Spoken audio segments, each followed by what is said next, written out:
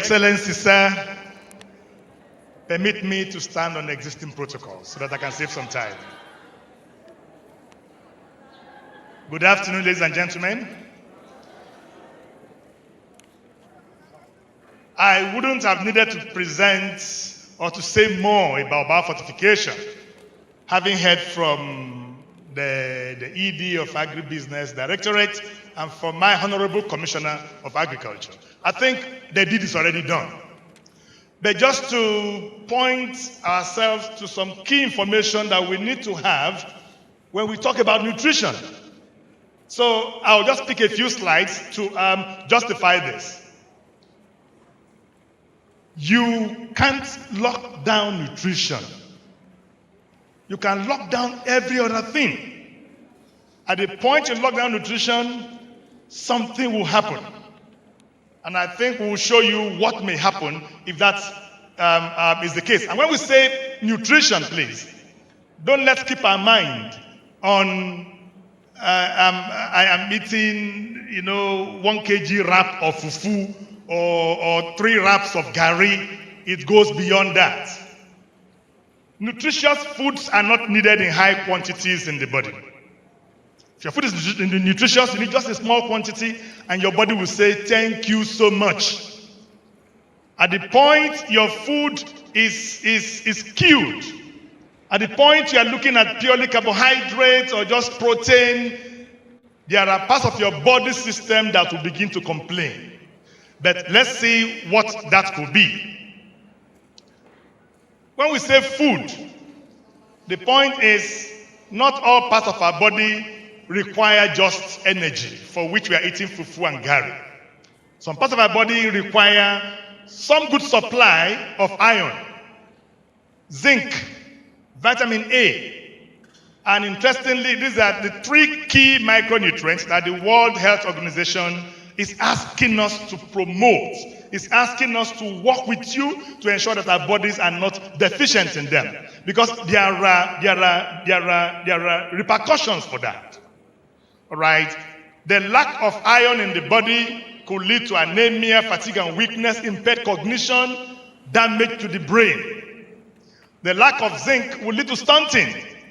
It will predispose us to diseases. And you will realize that in this era of COVID-19, one of the micronutrients all of us got is what? Zinc. Zinc. If your body is rich in zinc, I don't think you should be scared of COVID-19. You shouldn't, in principle. Now, there's vitamin A, and we know the importance of having vitamin A in our system. If you don't, then you'll be disposed to impaired vision, night blindness, higher risk of infection and death, poor pregnancy situations. I don't think any of us will want this. So, if we allow this to happen, then we shall be mortgaging the growth of this country, because I think we should take happiness to see that we call for this meeting and all of us are here. If all of us can contribute $1 a day to this nation, in the next 2-3 years, Nigeria should become a highly developed country. So what will happen if we lock down nutrition? Next slide, please.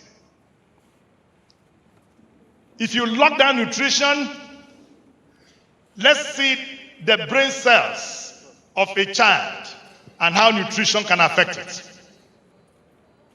If a child is predisposed to poor nutrition, you can see how the nerves of the brain will develop. They'll be poorly articulated. Cognition becomes a problem. And how do you want such a child to contribute to national development? It is therefore not by chance that the World Health Organization have estimated that we lose about $1.5 billion annually due to productivity losses. The more active we are, the more we're able to contribute to our national development. So what can we do? What can we do? Next slide. There are options. But the best of them is that we go for a nourishing, diverse diet. That is the ideal. But to support this, The government has done so well. Today we are looking at fortification in the commercialized food sector. We are looking at supplementation, and I'm sure that we'll be hearing this from the Federal Ministry of Health.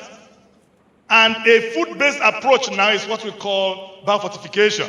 So how can all of this come together to support your efforts towards ensuring that we eat very diversified diet? If we do this correctly, most parts of our body will receive the nutrients that they need. And please note that the eyes are not asking you for fufu or gari.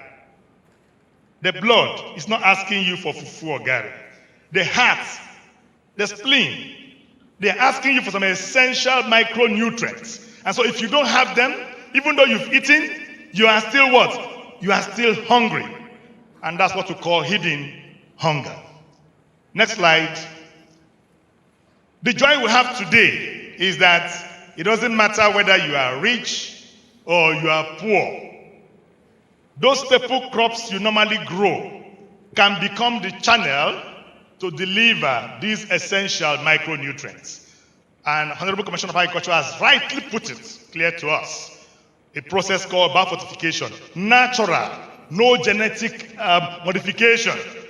As you grow and you process, you are having access to micronutrients that you need. Next slide. We have evidence to show that these biofortified crops contribute to growing your health. And as you go out into the exhibition hall, you are going to see the evidences from the several efficacy trials conducted so that you know that you are going the very right direction. Next slide. I want to go faster. Women are particularly important in this effort, and so are children.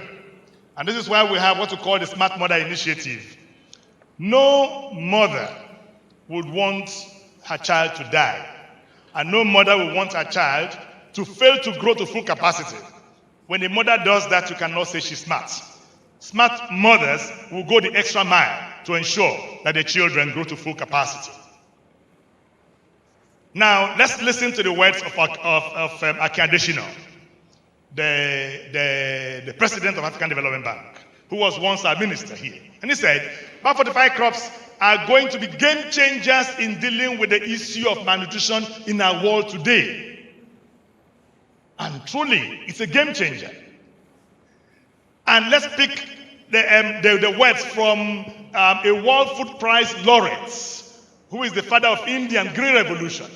According to him, he says, our aim should be to make every family farm a biofortified crop. A food-based approach should be adopted for overcoming micronutrient malnutrition. And quickly going down to Charlotte Watts, she said, crops are not just more resilient to droughts and disease. They provide a sustainable source of much needed nutrients to rural communities. So a lot has gone into developing these crops. I want to say a lot of thank you to IITA here and to NRCRI, because it has been a long journey, and today we are beginning to see the benefits of it. We want to thank our private sector partners seated here. There's Nestle, there's Graceco, there's Cato. Without them, we will not have that value chain filled up, for which reason today you can go to the market and find biofortified foods. We want to thank our partners like TechnoServe, who have helped us to develop the market, and they are guiding us as to what to do to truly scale up biofortification. And then comes GAIN. GAIN is one of our strongest partners in the country. Global Alliance for Improved Nutrition. All right, so how can we all come together to see to the scaling of biofortified foods in Nigeria? Let me go to the very few slides to go now. There are opportunities, go on. Where are the opportunities for agribusiness in this? Because unless we put all of these in the hands of our people in Akwa Ibom State, it cannot be sustained. And I tell you today that there are opportunities in seed production, in value addition, marketing and distribution. There are opportunities in service provision.